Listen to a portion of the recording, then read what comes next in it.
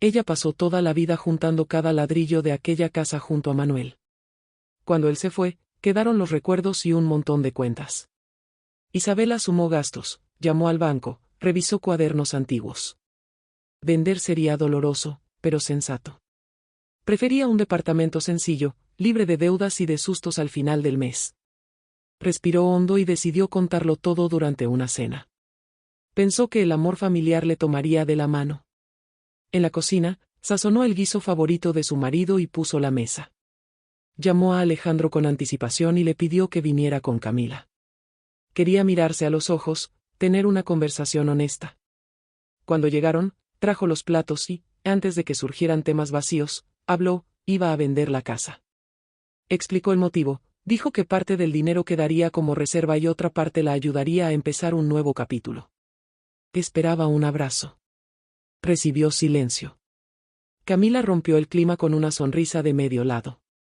Dijo que tenían un negocio prometedor y que el dinero estaría mejor en sus manos. Prometió rendimientos rápidos, viajes, estatus. Alejandro asintió, repitiendo las palabras de su esposa como si recitara un guión memorizado. Isabela miró el retrato de Manuel en la pared y pidió calma. Contó que había estudiado los números, que sentía paz con su decisión y que nadie saldría perjudicado. Estás en el canal Historias Impactantes, creado especialmente para traer historias con lecciones de vida. Somos un canal nuevo, recomienda nuestros videos, deja tu like y suscríbete para seguir nuestras próximas historias. La nuera cruzó los brazos y restó importancia. Comentó que los nuevos comienzos cuestan caro, que es fácil equivocarse a su edad y que el mundo ha cambiado. Con cada frase, Isabela notaba que no había preocupación allí, solo deseo por un dinero que ni siquiera existía aún. Intentó involucrar a su hijo en la conversación, preguntándole si eso representaba realmente lo que él pensaba. Él desvió la mirada y murmuró que tiene sentido invertir. Ella respiró y explicó todo el plan, ya había consultado al corredor, tenía los documentos separados y la evaluación estaba programada para la semana siguiente. Dijo que, tras la venta, dejaría parte del dinero invertido y otra parte para una vida sencilla, pero segura. Camila suspiró fuerte y calificó la idea de desperdicio. Fue más lejos, afirmó que cualquier persona de la edad de Isabela se equivoca en decisiones financieras y que ellos serían la protección perfecta para su patrimonio. El corazón de ella se apretó. Recordó las tardes con Manuel, las conversaciones en las que prometían proteger el hogar que habían construido con sacrificio. Miró a Alejandro y le pidió que hablara por sí mismo. Quería escuchar a su hijo, sin rodeos. Él alzó la voz, dijo que ella exageraba con sus preocupaciones, que la venta podría usarse como palanca para algo grande y que la familia sería respetada. Sus palabras venían envueltas en promesas vagas, vacías como la clientela de una tienda nueva en una calle desierta. Isabela explicó que el respeto no se compra, se construye. Habló de cuentas atrasadas, de noches sin dormir haciendo cálculos, de cómo la decisión se había madurado con serenidad. Repitió que vender era un paso de cuidado, no de debilidad. Camila se inclinó y susurró algo que cortó el aire: pronto todo esto será nuestro de todas formas. La frase salió fría, sin disimulo. La sala perdió el calor de la cena. El rostro de Alejandro se endureció. Ella intentó terminar la conversación de manera civilizada y propuso retomarla al día siguiente con más calma. Camila la provocó, preguntándole si tenía miedo de manejar su propio dinero. El hijo tomó partido por su esposa y lanzó sobre la mesa acusaciones de ingratitud, diciendo que ella debía a la familia el gesto de confianza. Isabela sintió el golpe de esas palabras, pero mantuvo la voz firme. La casa se vendería, y el dinero cuidaría de su futuro. Punto. A partir de entonces, las máscaras cayeron. Camila dejó de lado los modales, menospreció su edad y habló de atraso en la vida. Alejandro repitió el coro. Isabela recogió los platos con manos temblorosas, contuvo las lágrimas por respeto a sí misma y hizo algo sencillo: abrió la puerta de la sala y les pidió que se fueran por hoy. Necesitaba silencio para proteger la poca paz que le quedaba. El hijo dudó, miró a su esposa y el ambiente se caldeó. Dentro de ella, sin embargo, una llave giró. La antigua confianza se quebró en líneas finas, casi invisibles, pero definitivas. Entendió que, a partir de aquella noche, cada paso requeriría prudencia y pruebas, no promesas. Apagó las luces del pasillo, cerró la puerta de su cuarto y sintió la presencia de Manuel en su memoria, como un abrazo discreto que le recordaba, las decisiones correctas duelen, pero salvan. Y la decisión que había tomado seguiría en pie, cueste lo que cueste. Al día siguiente, la casa parecía distinta. El silencio entre las habitaciones pesaba como si algo se hubiera roto para siempre. Isabela se levantó temprano, preparó el café e intentó fingir que nada había ocurrido, pero el sabor amargo de la noche anterior seguía ahí, entre el pecho y la garganta. Alejandro y Camila vivían en la parte trasera de la propiedad, y ella los oyó discutiendo en voz baja. Las palabras dinero, venta y oportunidad se repetían. El tono codicioso de la nuera y el silencio del hijo revelaban más que cualquier explicación. Con los días, el clima familiar se agrió. Alejandro apenas saludaba a su madre. Camila, siempre arrogante, empezó a dar órdenes dentro de la casa, como si ya fuera suya. Isabela observaba en silencio, pero por dentro algo crecía, una mezcla de miedo y discernimiento. Las cuentas aún la atormentaban, y el corredor llamaba con frecuencia pidiéndole una respuesta sobre el anuncio de la venta. Ella dudaba, no por la propiedad, sino por lo que presentía, había algo erróneo en la mirada de su propio hijo. Una tarde, mientras buscaba un documento en el cuarto de huéspedes, escuchó voces provenientes de la cocina. Se quedó detrás de la puerta y escuchó a Alejandro decir, si ella vende, tenemos que asegurarnos de que el dinero caiga en nuestra cuenta. De otro modo, va a gastarlo todo. Camila respondió riendo, ¿y si decide cambiar el testamento? Es mejor resolver esto antes de que su corazón falle solo. Isabela sintió que el suelo desaparecía. Permaneció inmóvil unos segundos, hasta que el estómago se le revolvió y tuvo que apoyarse en la pared para no caer. Esa noche, acostada en la cama, las palabras de su nuera resonaban sin cesar. Pensó en Manuel y en todo lo que habían construido juntos, la honestidad, el trabajo, el respeto. Algo en su alma se rebeló contra la cobardía de esos dos. Entendió que el peligro no estaba afuera de las paredes, sino sentado a su propia mesa. Y fue en ese instante que tomó la primera decisión silenciosa que lo cambiaría todo. A la mañana siguiente, fue al centro de la ciudad y compró pequeñas cámaras de seguridad. Le pidió a un técnico que las instalara discretamente, una en el pasillo, otra en la cocina y una última en el comedor. Dijo que era para sentirse más segura, pero su verdadero motivo era otro, descubrir hasta dónde podía llegar la maldad de Alejandro y Camila. Pasaron las semanas y el disfraz se mantuvo. Isabela continuaba fingiendo paciencia, soportando las provocaciones y observándolo todo con una serenidad calculada. Cada día, la máscara de Camila se volvía más evidente. La nuera rebuscaba en sus gavetas y hablaba de planes para el futuro, como si su suegra ya no formara parte de él. Una noche, lo inevitable sucedió. Durante otra discusión sobre la venta de la casa, Camila empezó a gritar, acusando a Isabela de ser ingrata y de arruinar el futuro de su hijo. Alejandro, visiblemente alterado, intentó intervenir, pero cuando su madre respondió que prefería morir pobre antes que entregar su dinero a su codicia, él perdió el control. Avanzó hacia ella y la empujó. El golpe la hizo caer con fuerza. El sonido del impacto retumbó por toda la sala. La sangre le corría por el rostro, su nariz rota ardía y las lágrimas se mezclaban con el dolor. Alejandro se quedó parado, asustado por lo que acababa de hacer, pero Camila lo tomó del brazo y le ordenó que saliera. La puerta se cerró de un portazo y el silencio se apoderó de la casa. Isabela permaneció allí, tirada en el suelo, respirando con dificultad. Por un instante, creyó que iba a desmayarse. Pero dentro de ella nació algo distinto. Ya no había espacio para el miedo. El sufrimiento se transformaba en fuerza, una fuerza fría, calculada y lista para actuar. Cuando se recuperó, fue a su cuarto, se lavó la cara y encendió la computadora. Abrió el programa de las cámaras y vio todo. La agresión, las palabras, la crueldad, todo estaba grabado. Por primera vez, sintió paz. La prueba que necesitaba estaba frente a sus ojos. Mientras la sangre se secaba en el pañuelo, miró el retrato de Manuel en la pared y murmuró, ellos creen que ganaron, pero no tienen idea de lo que acabo de empezar. Esa semana, Isabela visitó al abogado Ricardo Morales, un viejo amigo de la familia. Llevó consigo una memoria USB con las grabaciones, las imágenes del ataque y los audios que probaban las intenciones oscuras de Alejandro y Camila. Ricardo lo vio todo en silencio, con la mirada firme, y al terminar solo dijo, es más grave de lo que imaginaba. Actuaremos con cuidado. Sus palabras le dieron consuelo, pero también le recordaron el peso de la realidad. Aquello ya no era un problema familiar, era un delito. Con serenidad, trazaron un plan.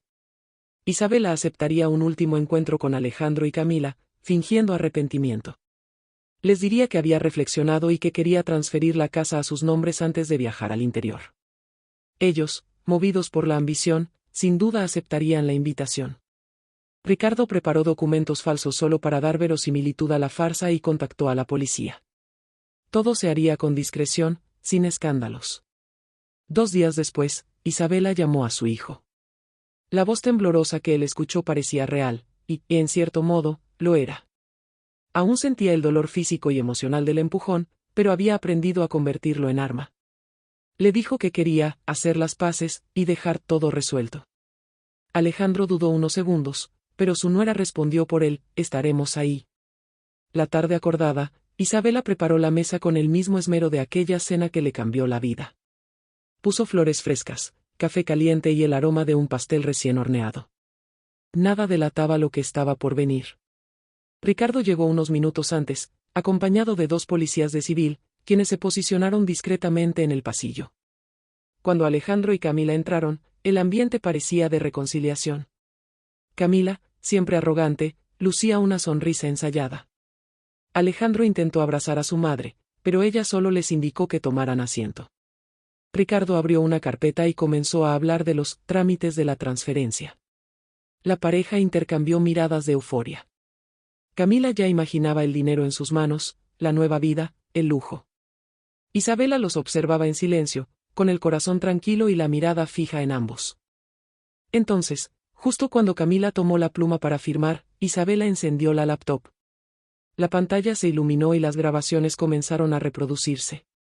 Primero sonó el audio de las conversaciones en la cocina, la voz de Alejandro hablando del plan, la risa fría de Camila sugiriendo acelerar las cosas. Luego, las imágenes del ataque. La sala entera se sumió en un silencio mortal. Camila soltó la pluma, pálida. Alejandro murmuró algo ininteligible, como buscando una excusa. Isabela permaneció serena, observando cada reacción, sin alzar la voz, sin una lágrima. Ricardo se levantó y entregó los documentos a la policía. Los agentes se acercaron, mostraron las órdenes y les colocaron las esposas. Camila intentó soltarse y gritó que era una farsa. Alejandro permaneció inmóvil, mirando a su madre como si viera a alguien a quien nunca había conocido. Isabela lo enfrentó por un breve instante y dijo: algún día entenderás lo que destruiste, y lo que tuve que hacer para proteger lo que quedaba. Mientras los conducían fuera, ella se volvió hacia el abogado y respiró hondo. El peso que había cargado durante meses empezaba a disiparse. Pero antes de cerrar el asunto, había una verdad más que debía revelar. Le pidió al abogado que abriera el cajón del aparador y tomara una carpeta azul. Dentro estaban los documentos del fideicomiso, la escritura que Manuel había creado años atrás, transfiriendo la casa a sus nietos, Diego y Valentina. Isabela explicó que, tras la muerte de su marido, había guardado el secreto, temiendo la reacción de su hijo. Ahora, por fin, podía revelar que aquel hogar nunca pertenecería a la ambición. Era el legado de los inocentes, de los niños a quienes Alejandro había abandonado para vivir una vida de apariencias junto a Camila. Cuando las puertas se cerraron tras ellos, el eco de sus pasos se mezcló con el suave murmullo del viento entrando por la ventana. Isabela se quedó sola en la sala, rodeada de recuerdos, pero en paz. La justicia había comenzado, y ella, por primera vez en mucho tiempo, sintió que Manuel se habría sentido orgulloso. El sol ya atravesaba las cortinas cuando Isabela despertó aquella mañana. Habían pasado 6 meses desde la prisión de Alejandro y Camila. La casa, antes cargada de tensión, ahora exhalaba tranquilidad. Diego y Valentina, los nietos que el destino le había devuelto, corrían por el jardín reconstruido, sus risas llenando el espacio que alguna vez fue escenario de dolor. Isabela los observaba con el corazón ligero, sosteniendo una taza de café entre las manos. Era la primera vez, en muchos años, que sentía una paz verdadera. Los primeros días tras el caos fueron difíciles. Los recuerdos de la violencia aún aparecían en las madrugadas, en sueños breves y pesados.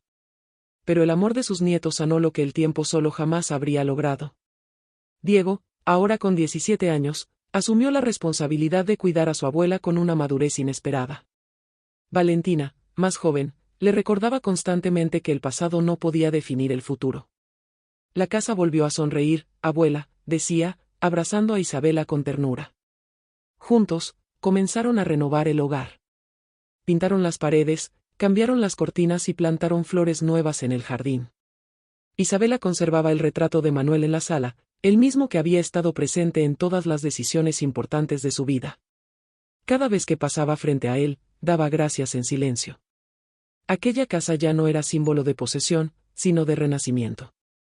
El dinero que un día despertó codicia ahora sostenía un hogar de amor, fe y perdón. Una tarde de domingo, Isabela recibió una carta proveniente de la cárcel. Reconoció la caligrafía de Alejandro. Por unos segundos, pensó en tirarla, pero decidió abrirla. Las palabras eran confusas, llenas de arrepentimiento. Él pedía perdón y decía que el tiempo le había enseñado lo que el orgullo no le permitía ver: perdí el oro, pero encontré el espejo. Y en él vi al hombre que destruí por dentro. Isabela leyó hasta el final, secó una lágrima solitaria y guardó la carta en la Biblia que reposaba sobre la mesa. Ese mismo día, reunió a Diego y Valentina en la terraza y les contó toda la historia, desde la decisión de vender la casa hasta la revelación final del fideicomiso. Ambos escucharon en silencio, absorbiendo cada palabra. Al terminar, Isabela dijo algo que quedaría grabado en sus corazones: la vida siempre pone a prueba el corazón del hombre con dos llaves, una abre el cofre de la codicia, la otra el cofre de la verdad.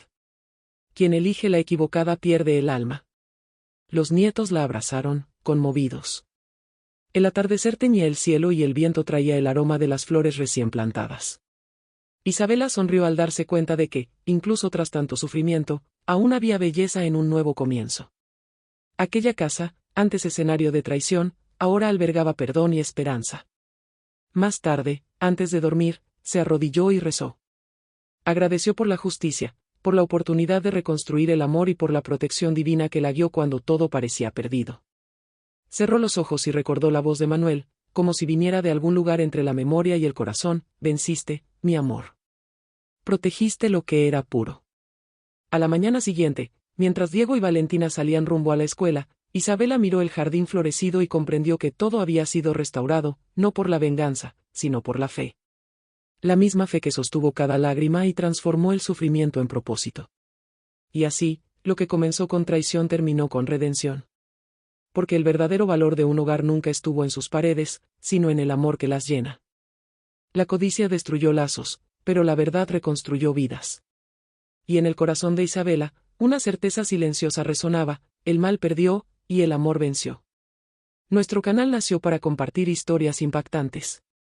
Aún estamos al principio de este camino y necesitamos tu apoyo para que YouTube recomiende nuestros videos.